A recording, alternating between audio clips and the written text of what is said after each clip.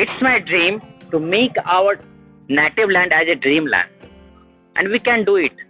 We are seeing our county is deprived with flood. We are living in a scarcity, and we are given in this situation, but we have to root out it. Okay, it's our dream to make it global village, global land. I am having dream to develop one industry in every panchayat. We are having 39 panchayat, and we are having 50 list of 50 industries, and from that we will put one industry in every village, and if possibly we will do that, economic boom we will see here, and we will see economic interaction, and then whatever you are earning in Mumbai or Delhi, you expense there. But if you will earn here, you will expense here. I'll stop you and ask you, what was the hindrance that could not be developed these area like that? What are you talking? See, actually, if I'll say, the main reason is the intention of our politicians.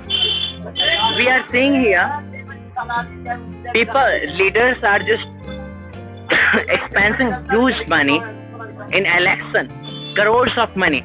How can you expect if we'll spend crores of money, we will not earn millions of money?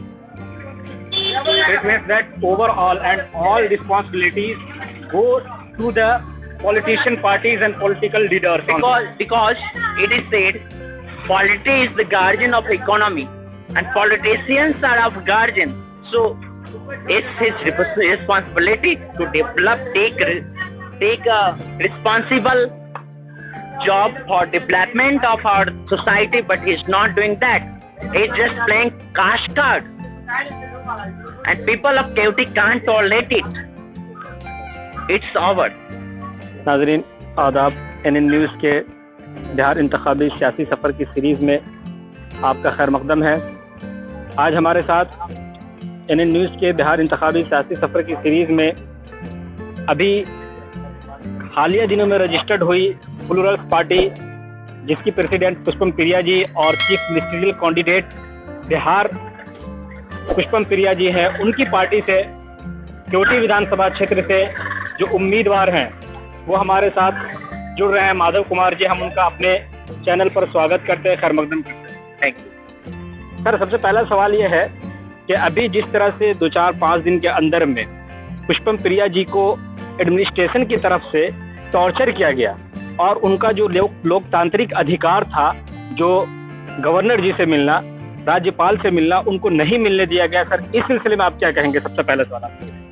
देखिए, जो कोई भी अभी मौजूदा सरकार है, उनको अपनी सत्ता छीनने का डर सताने लगा है, तो किसी भी चीज को करने के लिए से नहीं बाजित होते हैं कि हम इसको कैसे तोड़ें, कमजोर करें। पुष्पम प्रिया चौधरी इसकी शिकार है, हम लोग इसके शिकार हैं। उनको तो वहाँ पे परेशान किया ही जा रहा है। मेरे एक कैंडिडेट, उनको नॉमिनेशन नहीं करने दिया गया, उनको पीटा गया, लेकिन सरकार देखती रही।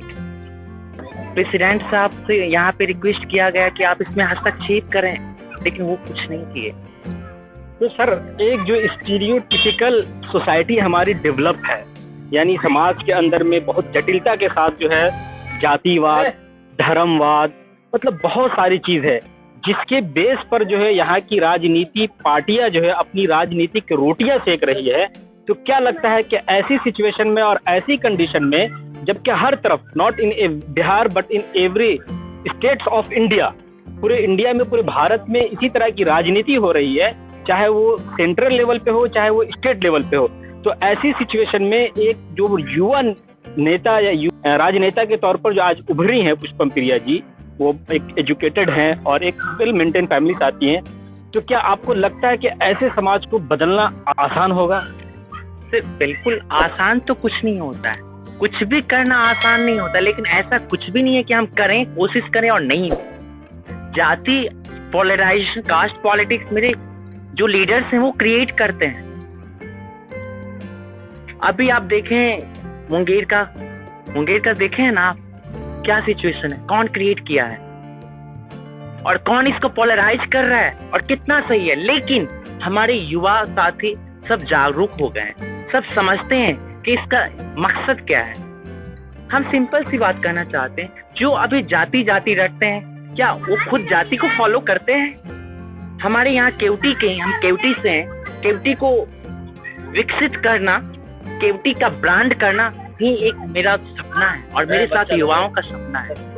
यहाँ पे जो जाति के आधार पे या पार्टी कैडर के आधार पे यहाँ पे से वोट लेके जाते हैं, क्या खुद का उनका कोई जाति है? हम यहाँ के जो पहले के एमएलए थे उनका मैं एग्जांपल बताऊं, एक जगह जाते बोलते मदरसा में आप पढ़ें, उसी से आपका विकास होगा और आप मेरे जैसे एमएलए बन सकते हैं। किसी मंदिर में जाते हैं, टीका लगाते और कहते नहीं ये पवित्र स्थल है। कभी यहाँ कभी वहां, कब तक चलेगा? अब जनता को कब तक बेवकूफ बनाएंगे? लेकिन अब यहाँ के लोग इसको समझ गए हैं, अब समझ गए कि यहाँ भी रोजगार होनी चाहिए। रोजगार के लिए बिहार से बाहर जाना अब संभव नहीं है कि हमको उसमें बरगला के वोट लिया जा सके। यहाँ बाढ़ को खत्म करना अब जरूरी है। हमको जो कहेंगे कि नेपाल इसके लिए दोषी है, फरक्का बैराज दोषी है, ये अब नहीं चलेगा। हम अपने रिवर सिस्टम, ड्रेनेज सिस्टम को ठीक कर लें, बिल्कुल पॉसिबल है। सर इसमें आप किसका सहयोग और साथ चाहते हैं? मैं यहाँ पे हर एक वर्ग के लोगों का साथ चाहता हूँ। युवा वर्ग मेरे साथ हैं, जितने शिक्षित हैं वो सब साथ हैं, और जो जिनको अशिक्षित ये बना के रखे हैं उनको भी मैं समझा रहा हूँ और वो भी मेरे साथ आ रहे हैं। सर ये पार्टी तो अभी नई रजिस्टर्ड हुई है, तो मैं आपसे आपका एक्सपीरियंस जानना चाहूंगा कि आप जब फील्ड में घूम रहे हैं तो आपको क्या लग रहा है? क्या मतलब वो जो एक ऑर्थोडॉक्सिकल सोसाइटी हमारी जो डेवलप्ड है, क्या वो वैसी ही है? और आप अगर कदम बढ़ा रहे हैं तो लोग आपको आपका सहयोग कर रहे हैं या नहीं कर रहे हैं? इससे हम डिनाई नहीं कर सकते कि हम लोग एक स्टीरियोटाइप सोसाइटी में हम रह रहे हैं, ठीक है। पार्टी का तो लगभग 7-8 माह लॉकडाउन से पहले ही आई थी, लेकिन मैं अपना पॉलिटिकल करियर के बारे में बताऊं तो यहाँ जब बाढ़ का त्रासदी मैं देखा, उसके बाद मैं स्टार्ट किया।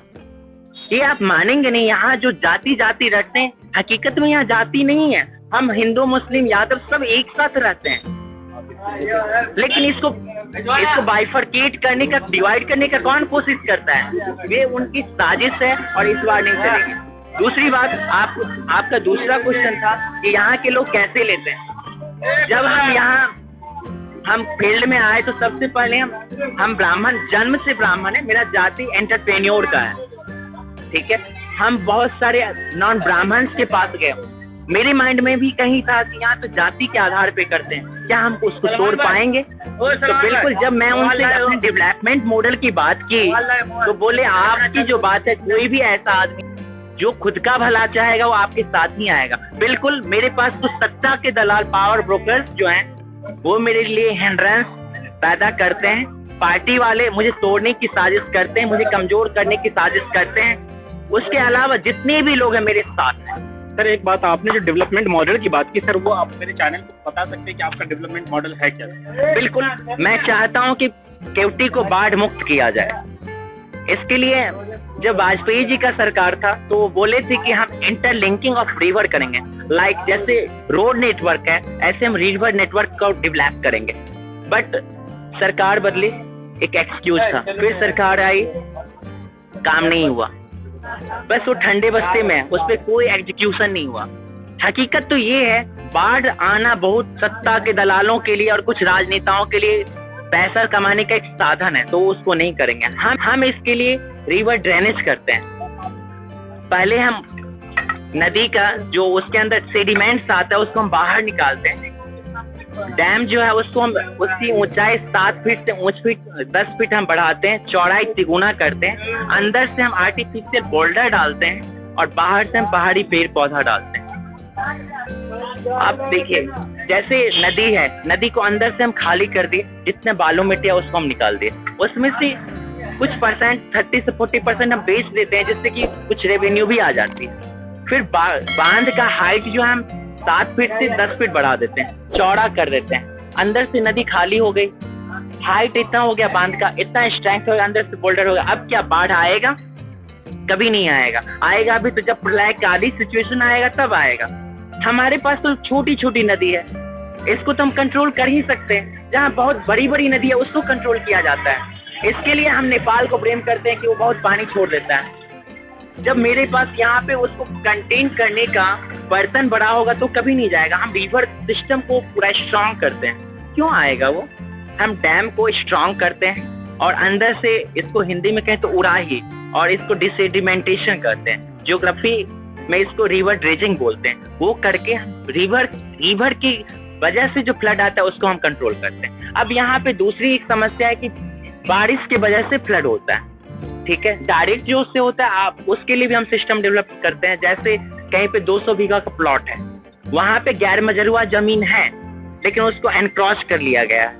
हम यदि है अवेलेबल तो उसको फ्री करते हैं, चारों तरफ से हम वॉल करते हैं फर्स्ट के लेवल का, फिर उसके अंदर का जितनी सेडिमेंट्स मिट्टियां उसको हम निकाल देते हैं। अब जितनी भी और फील्ड का खेत का जो पानी है उसमें इकट्ठा हो जाएगा और फिर टैप सिस्टम से आप बटन दबाइएगा मोटर का, आप खेत में पानी चला जाएगा। इससे अभी आप जो गेहूं और धान पे डिपेंडेंट हैं, कभी कभी होता है कि आपका खर्चा तक नहीं निकलता है, वो आप बिल्कुल कॉमर्शियल एग्रीकल्चर पे आ सकते हैं। आप पपीता का खेती कर सकते हैं, आप एलोवेरा का खेती कर सकते हैं, जिससे कि अभी आप 8 से 10 हजार यदि एक बीघा में कमाते हैं तो आप उससे 4 से 5 लाख कमा सकते हैं। सर एक सवाल, वो जो 8 जो बाइफर्केशन मॉडल है आपका सर, वो क्या है बताएंगे? जो पुष्पम प्रिया जी ने तैयार किया कि हर डिवीजन को 8 हिस्सों में डिवाइड करेंगे और फिर उस पर मॉडल पे काम करेंगे। बिल्कुल, इनका मॉडल है कि हम पूरे बिहार को कुछ जोन में बांटते हैं और फिर वहाँ का डेवलपमेंटल मॉडल बना के उसको हम डेवलप करते हैं, ठीक है।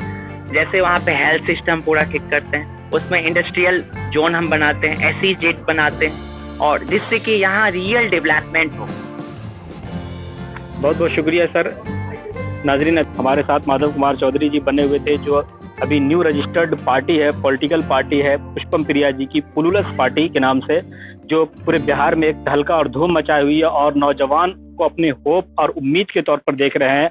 और वो लोग जो भ्रष्टाचारी पॉलिटिशियंस हैं उनको अपने ऊपर, अपने कैरियर के ऊपर जो है एक तलवार लटकती नजर आ रही है, इसलिए उनको डिफरेंट तरीके से उनको रोकने की कोशिश कर रहे हैं, उनको दबाने की कोशिश कर रहे हैं। लेकिन अभी हमारे साथ बने हुए थे केवटी विधानसभा क्षेत्र के उम्मीदवार पुलुलस पार्टी के, जो अपनी बातें रख रहे थे और कह रहे थे कि हम बिहार को बदलने के लिए आए हैं। जितनी भी पार्टियां आई है आपके दरमियान में, उन्होंने सिर्फ और सिर्फ आपको बेवकूफ बनाया है और लूटा है। हमें आप एक बार मौका दीजिए। हमने किसी पार्टी से कोई गठबंधन न किया है और न फ्यूचर में इसका कोई प्रावधान है। हम नए लोगों को, शिक्षित लोगों को, एजुकेटेड लोगों को अपने पार्टी में ले रहे हैं, समाज सेविक को ले रहे हैं, जो समाज को आगे और बेहतर बनाना चाहते हैं। ऐसे लोगों के मदद के साथ जो हम अपनी पार्टी को आगे बढ़ा रहे हैं। और हम चाहते हैं कि बिहारी कहलाना अब गाली ना, बल्कि बिहारी कहलाना एक प्राउड फील हो। हम ये चाहते हैं, इसलिए हम आज समाज में लोगों के साथ घूम रहे हैं और लोग हमें सपोर्ट और सहयोग कर रहे हैं। उम्मीद है कि आने वाले वक्तों में हमें लोगों का सहयोग रहा तो हम बिहार को बदलेंगे। बहुत बहुत शुक्रिया।